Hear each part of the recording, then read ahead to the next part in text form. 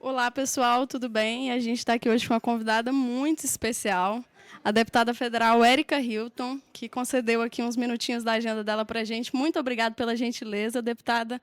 E queria iniciar com uma pergunta que eu fiquei pensando ali durante o seu discurso. Você acha que o Congresso está pequeno demais para você?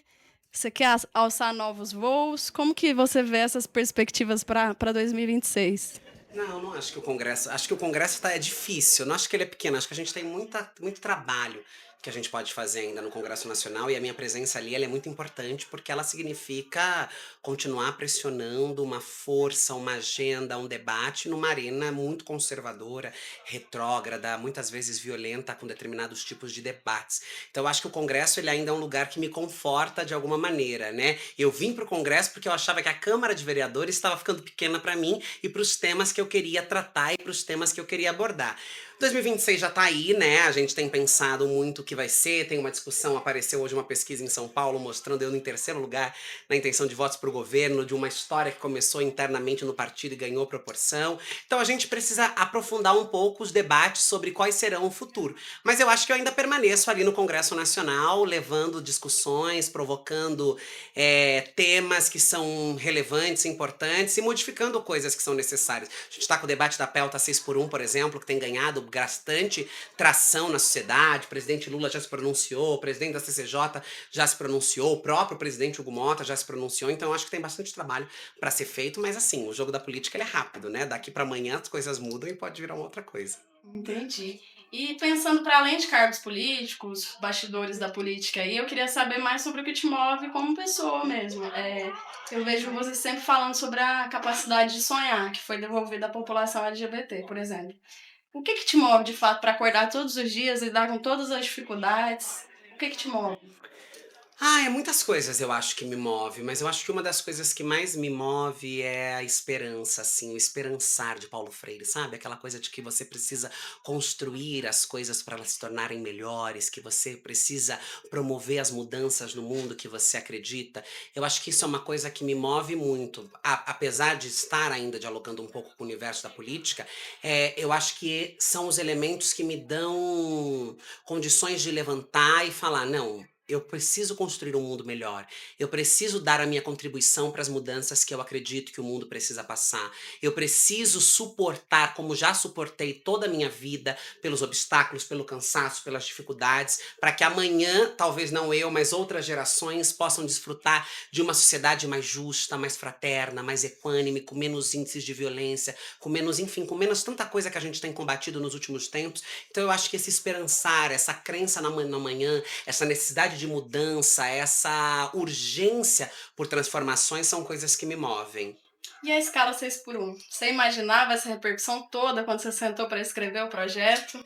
Não imaginava essa repercussão toda. O projeto ele chega, eu sou provocada pelo movimento VAT, que é quem já fazia essa discussão, e aí traz para o meu mandato. Eu falo, não, vamos encabeçar, vamos fazer uma PEC, que queriam ir para um outro caminho. Eu falei, não, tem que ser uma PEC, vamos pela PEC, pá. E protocolamos a PEC, entendendo que tinha um apelo muito grande na sociedade, né? A redução da jornada de trabalho é uma pauta que já é discutida há muito tempo, né? Diminuir a jornada de trabalho, mudar a escala de trabalho, etc. e tudo mais. Então eu pensei, acho que aqui, pela minha boa comunicação com as redes sociais, pela minha boa linguagem com a juventude, talvez eu consiga encaminhar de uma maneira muito positiva esse debate, mas nem nos meus melhores sonhos eu imaginei que esse debate uniria o país de novo, colocaria as pessoas em torno de uma pauta, em torno de uma agenda, em torno de uma discussão, e eu fico feliz. Eu fico feliz por ser o meu mandato, por ser a minha voz, por ser o meu corpo a defender esses direitos, porque mostra que nós, enquanto mulheres, ou comunidade LGBT, ou pessoas negras, ou seja lá qual for a nossa identificação social, nós não estamos pensando a política ou a sociedade só para nós.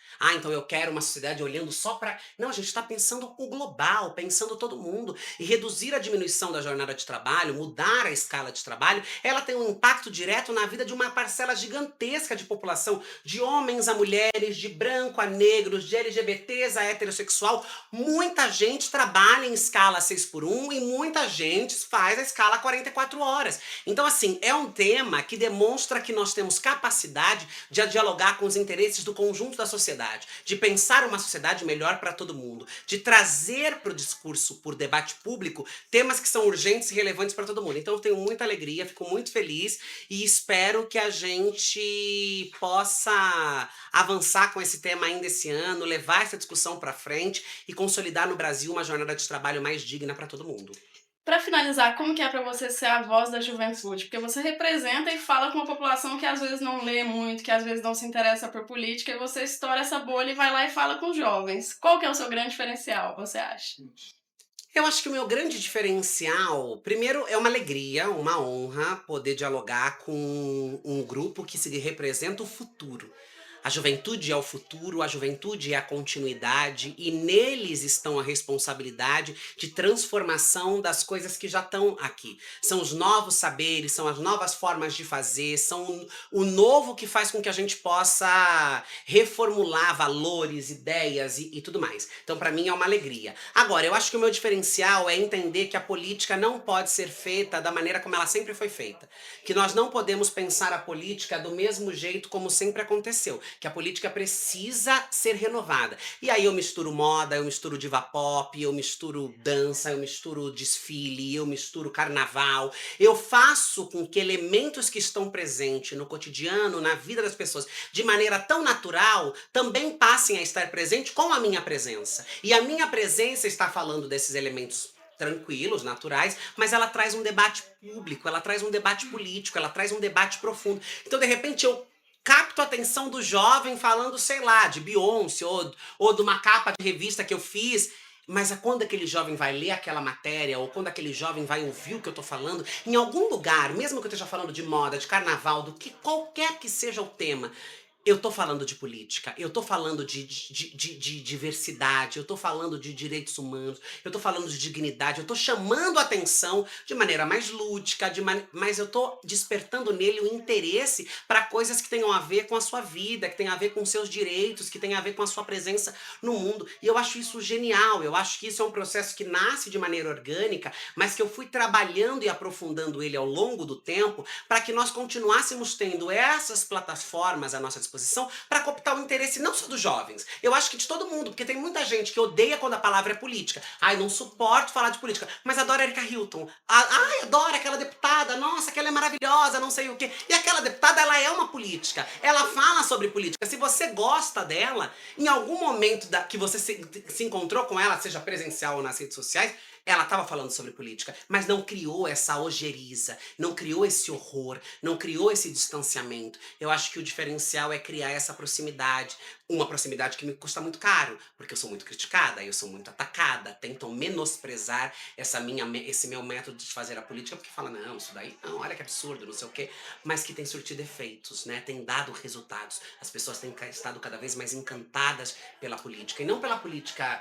do Congresso, pela política da lei dura, mas pela política na sua essência mesmo, o que é a política, como ela move o mundo, quais são os seus valores e como nós precisamos estar cada vez mais conectados com ela. E eu acho isso tão maravilhoso, eu fico muito feliz.